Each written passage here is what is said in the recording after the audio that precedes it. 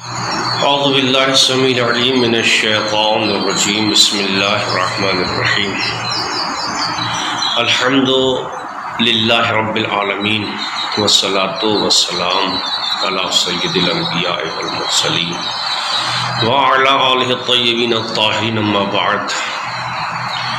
تمام حاضرین اور ناظرین کی خدمت میں السلام علیکم ورحمۃ اللہ وبرکاتہ۔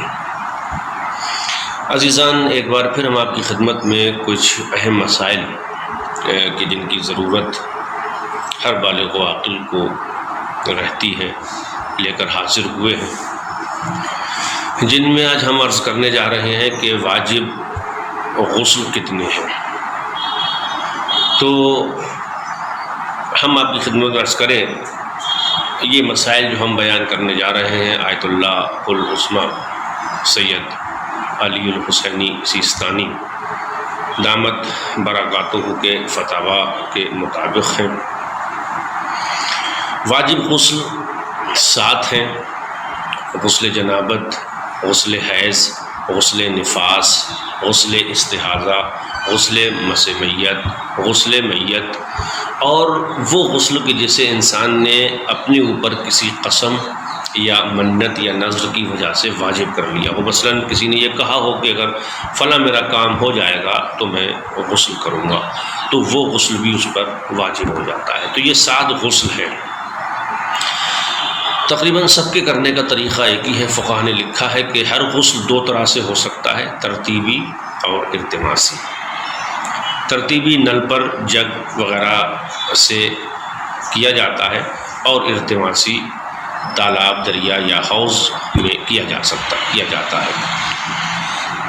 یہ تفصیلات کئی مرتبہ بیان کی جا چکی ہیں، اس لیے کہ ہم اس سے قطع نظر کرتے ہوئے جو چیز بیان کرنا چاہتے ہیں آج کے موضوع میں وہ یہ ہے کہ مجنب پر کون کون سی چیزیں حرام ہیں، اور حائضہ یعنی وہ خاتون کہ جو اپنے منتھلی ایام نجاست میں داخل ہو گئی ہو، اس پر کیا کیا چیزیں حرام ہیں۔ تو آپ کی خدمت میں ہم عرض کریں، چونکہ کئی مرتبہ الگ الگ چیزیں اور الگ الگ رسمیں خصوصاً خواتین کے حوالے سے سننے کو ملتی ہیں، اس لیے ہم نے ضرورت محسوس کی کہ ہم یہ ایک مختصر سی کلپ ان مسائل کے حوالے سے تیار کریں تاکہ مومنین اور مومنات وقت ضرورت اس سے فائدہ حاصل کریں۔ تو یاد رکھیے گا، 5 چیزیں مجنب پر اور حائضہ پر، یعنی دونوں پر 5 چیزیں حرام ہیں۔ جس پر غسل جنابت واجب ہو اس پر بھی، اور جو اپنے منتھلی ایام نجس میں داخل ہو چکی ہو خاتون، اس پر بھی 5 چیزیں حرام ہیں۔ انشاءاللہ کچھ تخصیصات ہیں، وہ ہم آپ کی خدمت میں بعد میں عرض کریں گے۔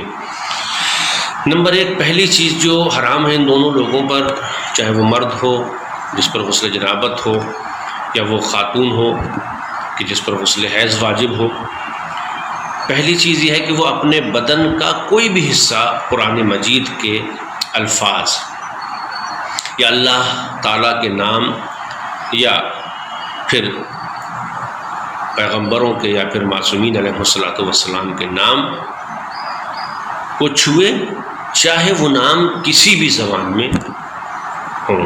ایسا نہیں ہے کہ اگر انگلش میں تو اسے چھو سکتے ہیں، کسی بھی زبان میں کسی بھی لینگویج میں ہوں اسے چھونا حرام ہے۔ دوسری چیز یہ ہے کہ مسجد النبوی اور مسجد الحرام میں جانا، چاہے وہ ایک دروازے سے داخل ہو اور دوسرے دروازے سے نکل جائے، اتنا بھی حرام ہے۔ تیسرا، عام مساجد میں ٹھہرنا اور احتیاط واجب کی بنا پر اماموں کے حرم میں ٹھہرنا، یہ بھی مجنب اور حائضہ پر حرام ہے۔ یعنی کسی امام معصوم کے حرم میں، ان کے روضے میں اگر وہ ٹھہرتا ہے یا وہ ٹھہرتی ہے تو اس کے لیے حرام ہے۔ عام مساجد میں ٹھہرنا، رکنا، داخل ہو کے رک جانا، یہ کیا ہے؟ حرام ہے۔ لیکن ہاں عام مساجد سے گزر سکتا ہے، مثلا ایک در سے داخل ہو اور دوسرے دروازے سے نکل جائے۔ چوتھی چیز، کسی مسجد میں کوئی چیز رکھنے یا کوئی چیز اٹھانے کے لیے داخل ہونا حرام ہے۔ نمبر 5، ان آیات کا پڑھنا کہ جن میں سجدہ واجب ہے، اور وہ 4 سورے ہیں اور 4 ان کی آیتیں ہیں جن پر سجدہ واجب ہے۔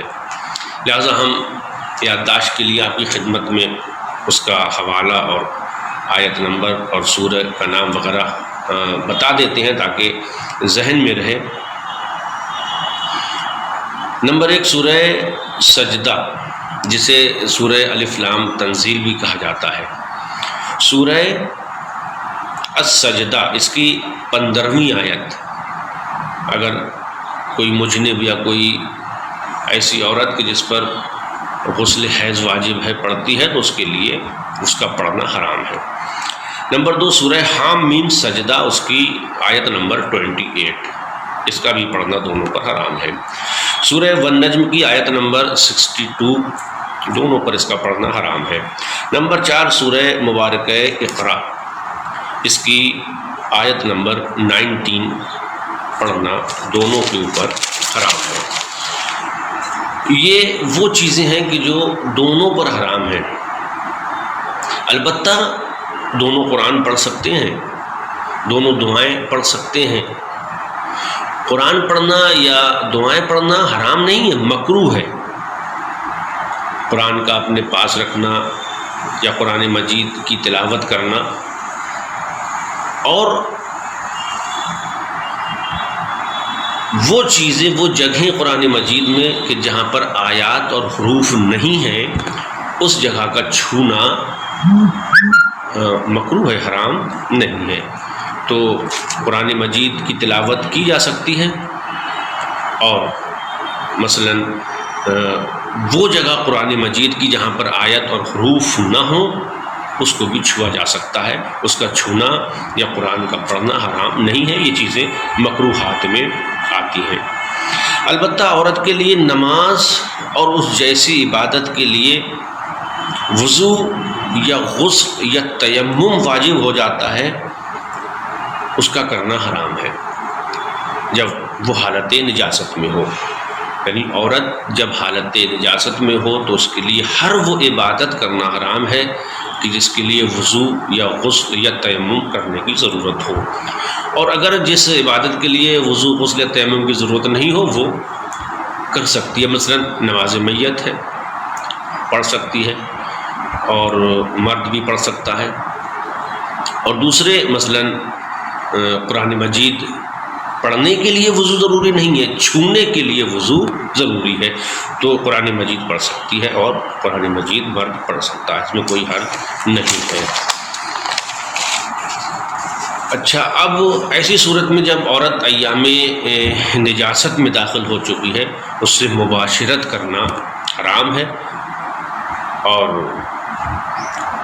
اس کے حوالے سے فقہ نے بیان کیا ہے کہ اگر کوئی شخص ان ایام نجاست میں مباشرت کرتا ہے تو اس کا کفارہ اس پر واجب ہو جاتا ہے، اور وہ کفارے کی کنڈیشن بھی بیان کی گئی ہے۔ انشاءاللہ خوف طول کی وجہ سے ہم اسے نہیں بیان کر رہے ہیں، اگر ہم اس کی ضرورت محسوس کریں گے تو انشاءاللہ ہم وہ بھی آپ کی خدمت میں بیان کریں گے۔ والسلام ورحمۃ اللہ وبرکاتہ۔